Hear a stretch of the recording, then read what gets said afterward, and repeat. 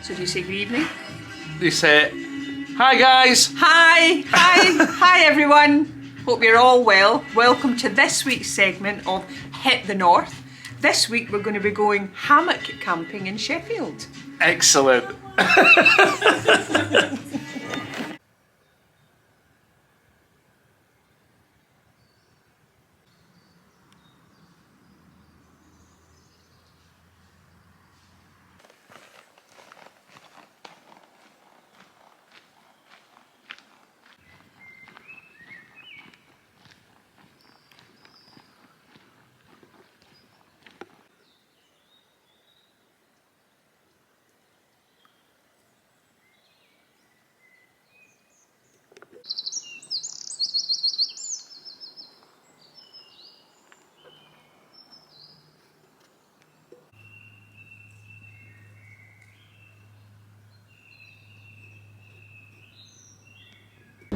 Greetings! It's me, and that was Debbie. She's a friend of ours. So thank you, Debs. Thanks for the intro, and welcome back to Hit the North. Here we are again. And this time, as Deborah's very kindly just told you, we're in Sheffield. Not the first place you might think of when it comes to wild camping, but Sheffield borders the Peak District. Plenty to go at, but we're not in the peaks. We're in Warncliffe Wood because we're going to do a hammock camp because that's a special request. So shout out Boris. I had a great response to the beer tasting thing that I did last time out, so I've got some more specials to try tonight, and one in particular is absolutely out of this world, but I'll show you that later. I'm even going to do a camp cook tonight. I've got a lovely piece of ribeye steak. So we're going to have steak and eggs and a blueberry muffin. So the plan is we're just getting up to Warncliffe Crags now. I think that's what they are. There's a lot of rock climbing gets done on here. My brother comes a lot. He's a big rock climber. Shout out Steve. So I think the last time I came here, I was on some high ground in a wood looking down on something which I thought was the crags. But looking at that up there, there is nothing higher than that. So I don't know. But anyway, everybody seems very friendly around here. Everybody that I've bumped into said hello and whatnot. One guy showed me the way up to the crags. Nice people. This is what it's all about though, exploring. This is what Hitting the North's all about. Just get out there.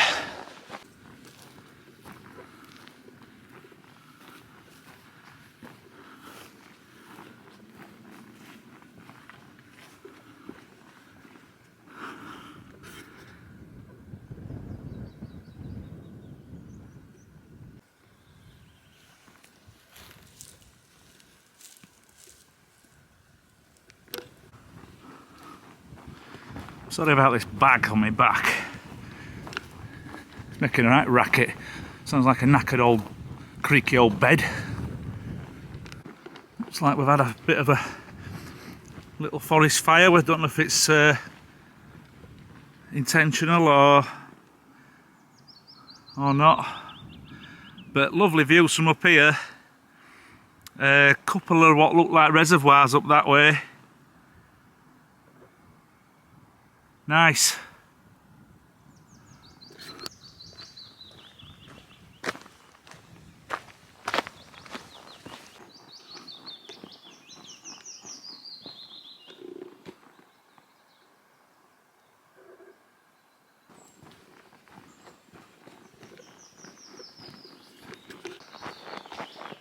I wild camped here a couple of years ago, and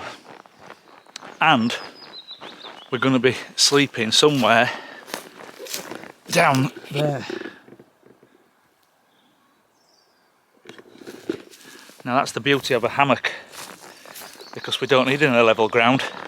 We just need two suitably spaced trees and we're good to go. There's a little story. I got talking to a chap last time I were here, and there's another footpath that follows that tree line around there. And if you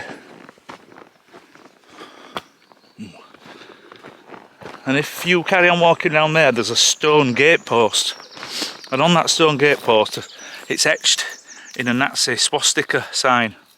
Now, rumour has it that there were a Second World War prisoner of war camp somewhere up here. Now, I don't know if that's true, because after a quick Google, I can't find anything on it. So if anybody knows anything about this prisoner of war camp, and is that Nazi sign genuine or is it just some idiot, please leave a comment.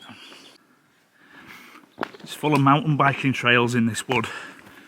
There's loads that like intermingle and crisscross with each other. So we'll just follow this one down here. It's a bit gnarly though, but it's quite interesting coming down here on a bike. I'm quite deep into this wood now, and I haven't quite found the right spot just yet. I'll keep going. I'll keep going until I find it. Crikey, it's getting worse.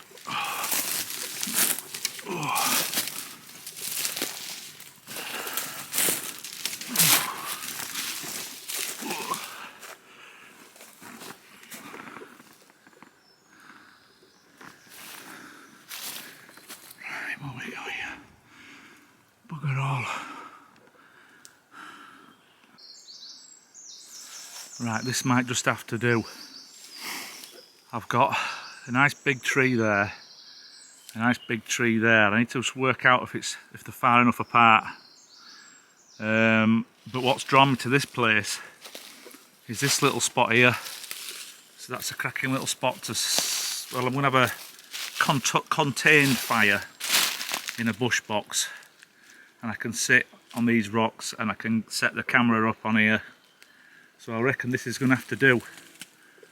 There is a footpath just up there, but I won't light the fire till late anyway.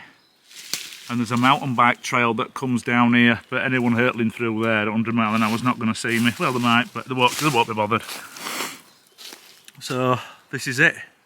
What I'll do is I'll just work out if this hammock and tarp is going to fit in this gap. Yeah, I don't think it's going to go in that original gap, but it might go in this. It might go in a bigger gap. But what I need to do is I need to drop this. I mean, look at it. It's well dead. So I'm going to drop it at the base with one of these. So this is my folding saw. It's an ingenious little fold away thing. So what you do is you pop the handle like that, and then that comes away, and then the saw blade itself falls out. You spin it all the way around, and then there's a little hook there, and your blade hooks onto the hole like that, and then as you click the handle back, it tensions it all, and there you've got a nice little hacksaw.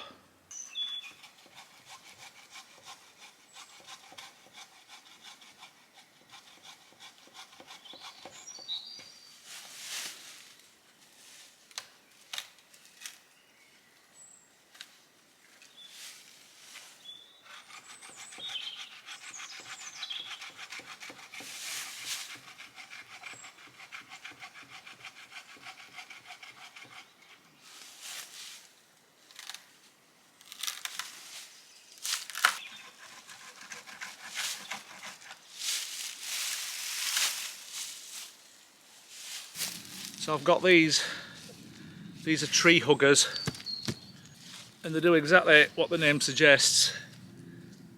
You wrap this around the tree, and they give a really non-slip attachment to the tree without damaging the tree at all.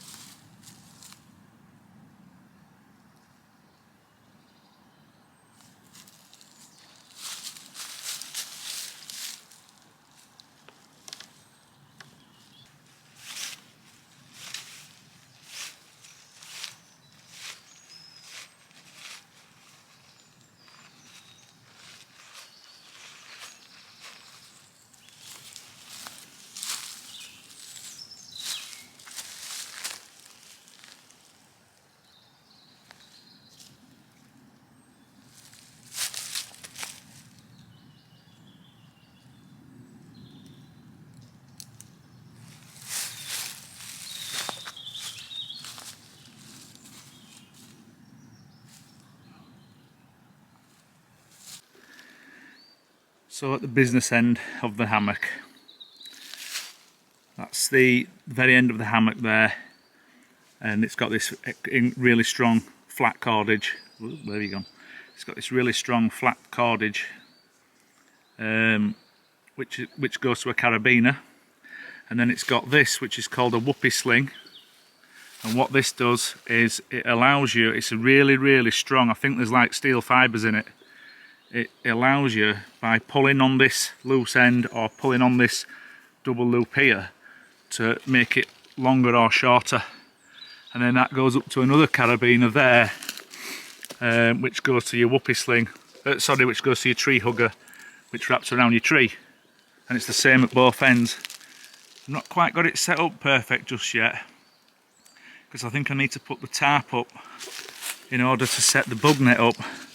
But once it's up, it's going to look something like that, with these spreader bars inside to keep the bug net off your face. Speaking of off your face, this is tonight's selection. So we've got, never seen this one before, drop acid, not bombs. Jesus Christ. What's this say? Small batch lemon drop, dry hopped sour 6.2%. Get in my belly. Right, that's that. Another one from Brew York, always have a great name. Kirch Russell. Cherry pie pastry sour. 6.5. Lovely stuff. A new range from Northern Monk. This has got something to do with countries from around the world. I saw one for Canada, one for New Zealand, but I don't quite know what the gist of it is yet, but this is naughty. It is a classic West Coast IPA, double IPA, 9.2, get ready. And that is not my party trick. My party trick is this. Now this is by a... It's very cleverly done, you see, because it's by a brewery called Vault City, and it is a pineapple upside down cake sour, 8%. Now I've had this before and it's absolutely sensational. I think Vault City specialise in sour beers, and I love sours. They're my favourite beer type style of beer. So I'm not going to open that first. I think I'll go with the acid one. Here we are. Let's get stuck into this lemon what? Sherbet? Lemon drop. Oh my god. Come on. Oh, it smells straight away. Oh.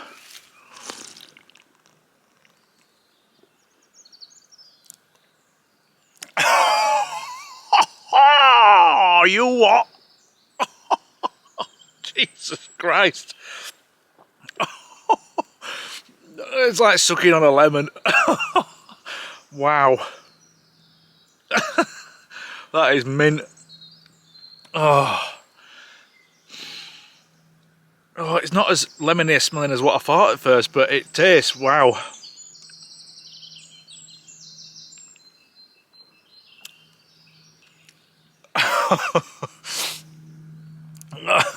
That's why I like sours, it makes me screw my face up. Oh my god, that is amazing. Right, so we'll get the tarp on now, and hopefully I can reset that bug net once the tarp's on. It's not been out of its bag since last summer, so let's see what we've got.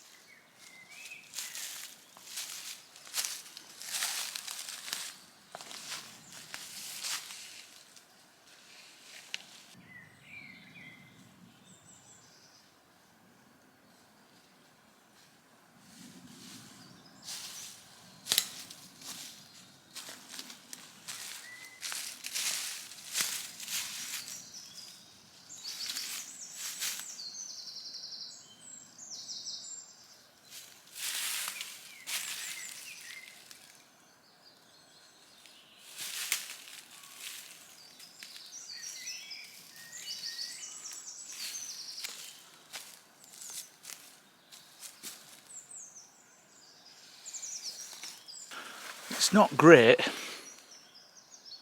It's up, but it's not great. Acid drop. Acid. That's brilliant. Yeah, I'm gonna have a play about with this a bit more, see if I can get it better. Right, that's better. I've had to just change it a little bit. So I'll show you what I've done. I've had to put under the tarp what we call a Ridgeline, which is basically a piece of paracord that runs all the way through down there. And then using these, what they call a prusik knot, you can tension, you can pull on either side and tension the tarp across the Ridgeline. Now you're supposed to use a smaller diameter prusik knot to what you have as your Ridgeline, otherwise you don't get a good bite, and that's what I forgot to do from last summer, so I need to swap that out for something thinner. Anyway, it's worked. So then I've had to set the bug net up on some bungees, a bit elaborate, but and then going into the hammock itself, that's it, we're in there. So I'll get the sleeping bag put inside there and the pillow and everything. Just hang up any loose bags, just clip them onto carabiners. Looks alright. So that's what they call a diamond, because you can actually, if you go, so we're going from point to point, you can rotate it a little bit and have it just as an A-frame instead. But I thought I'd go with the diamond tonight. So yeah, it's a bit elaborate on the tree. So you've got a tree hugger, whoopie sling down to the hammock, and then a couple of bungees onto the bug net bungee. That black cord there is just elasticated. And then the Ridgeline, what I do with that, to get tension on that, you can fix it at that end anyhow, however you like, as long as it's solid. And then when you come up here, I do the Joe Robinette method, which is you wrap it round the tree and then back on itself there, and as you crank down like that, it pulls the whole thing tight, and then you bring it back round the tree, and the knot that it does, it's called two on the outside, one on the inside, so it comes over there twice, and then it goes inside itself, and then it comes back through the loop that you've just made, and you tighten that, and you can actually pull on that and tighten it or slacken it off. It's a really, really good knot for tarps, is the Joe Robinette. And that's it. That's it for the night. Sorted. Yeah, just in case you're wondering, Joe Robinette is a wild camper bushcrafter out in Canada. He's got a huge channel over in Canada. I think he does it as a full-time job now. Oh, one other thing about this hammock, I've just clipped on the underblanket, or underbelly as my missus calls it. And what this is it's like a sleeping bag, but when you lay in a hammock, if you're just in a sleeping bag, you squash the bottom of it, so it's not really doing anything to insulate you. So by clipping this onto the outside, you don't crush it, because the hammock's taking your weight and this is just hung underneath. So it's actually doing its job then. It's actually doing its job of because you do get a cold back when you're hammock camping. So that's it, that's the underblanket in place. I reckon, given enough time, I could smarten this place up to be a really good camp. Because everything's here. I'm well hidden. Well, I'm sort of well hidden. There's like I said, there's a footpath there, but there's nobody about. But I've loads of firewood. I need to be careful with that tonight. If I'm going to light a fire in here, because we've not had any rain for days, so I'm going to be ultra careful about how I light a fire tonight. But I'm going to leave it an hour yet. I'm just going to chill out. I'm going to try another one of these super beers. And Put some tunes on, I reckon. Let's have some tunes on. I tell you what, if ever you're short of acid, just have one of them because they're mad. Right, it's time. Fault City. Pineapple upside down cake sour. These are awesome. It smells just like it. It smells and tastes just like it. Cheers.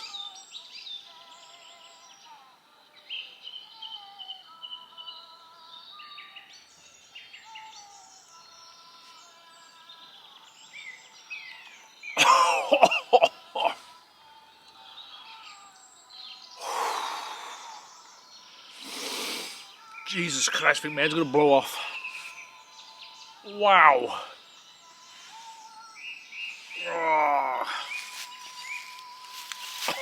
Oh. They are brilliant.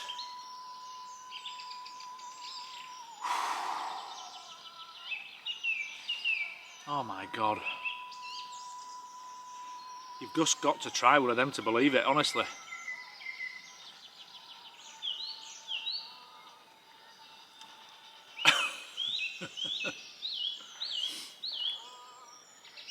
Shout out Ossett Beer House. They're an independent specialist beer shop in the town where I live. That's where I got these, where I got all these from. He's got a fantastic selection and he knows his stuff. Very, very knowledgeable guy on beer from around the world. I'm getting bitten by bugs. Getting attacked.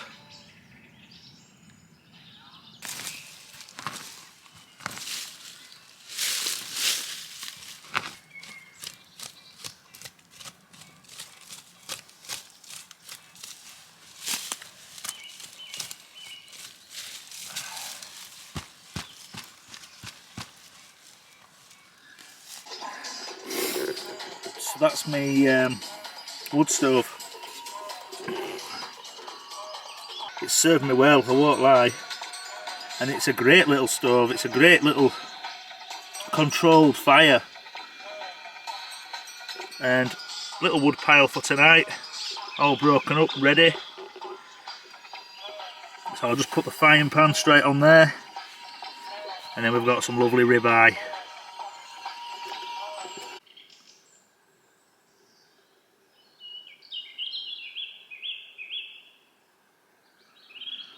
Sun's starting to drop.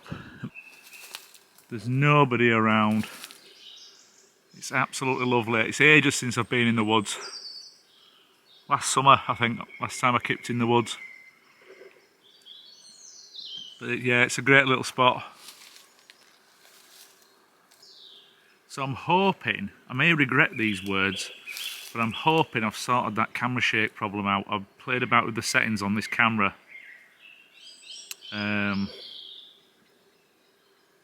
So I'm getting there. Like I say, it's a work in progress, and you guys that watch this, you're with me on this little journey that I'm on, because I know nothing. I know nothing about all this technology, but we're getting there. So this is my fire kit. It's in this nice Frost River canvas pouch. Try and do this one-handed. Right, so there's all sorts of stuff in here to light a fire. What have we got? Again, I haven't been in here for a while. There's bundles of tinder, stuff like that. There's oh, this is a great fire starter thing. It's Vaseline soaked in. Sorry, it's cotton wool soaked in Vaseline. Brilliant thing to start a fire. But there's flint and steels. There's some bellows for keeping. Oh, there's a char tin. Some charcoal in it. So, oh, there's all sorts in there as well. Bit of fat wood. Pencil sharpener for shaving off tiny little strands of wood, dried wood, for getting a fire started.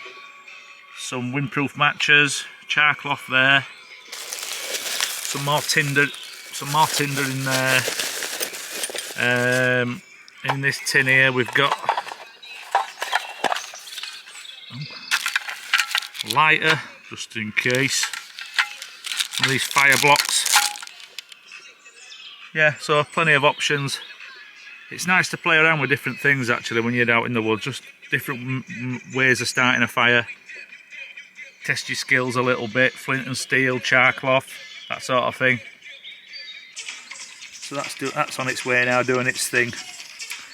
On tonight's menu, I've got my little frying pan. I've got a lovely piece of ribeye steak, some butter to cook it in. We're going to cook it with some thyme, fresh thyme, and eggs. So steak and eggs and a bit of thyme. And I've got a blueberry muffin for dessert as well. Everybody's got to do a steak vid in the YouTube career. So I'm just frying some butter off with some thyme. I've not brought any salt and pepper for my steak, kicking myself. But anyway, I'll get the steak on now.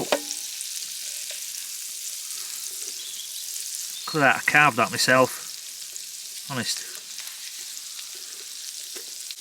Oh yeah. Look at this. See if I can do this without making a total mess of it. Oh yeah.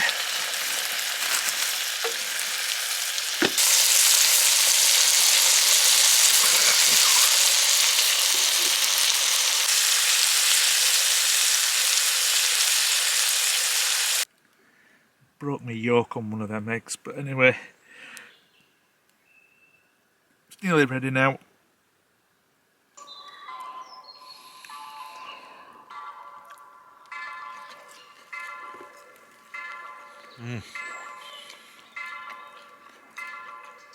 Good. Bit overdone. Prefer it medium to medium rare.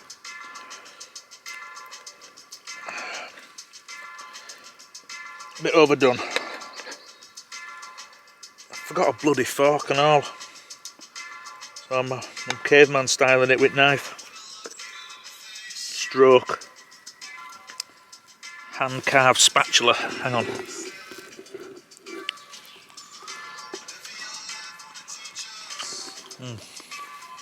Eggs are good.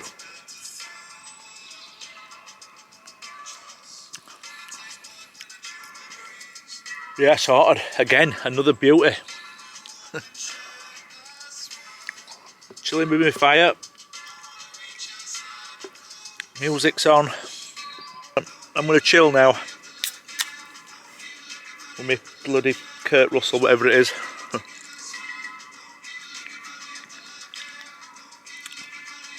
Whoa, fruity. Oh god, that was nice. Oh.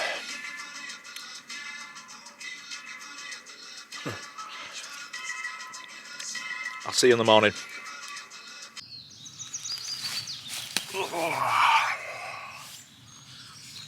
Morning, mates. Had a decent enough night. That hammock was a bit tight, so what I had to do in the night in the dark is get out and back off those whoopie slings a little bit. That's the good thing about them, you can adjust them. Yeah, when I got in it, I was a bit like that, so I just had to slacken it off a bit, give myself a bit more room, let it open up a bit. So I'm going to get a brew on now and drop this lot, and then I'm going to head home.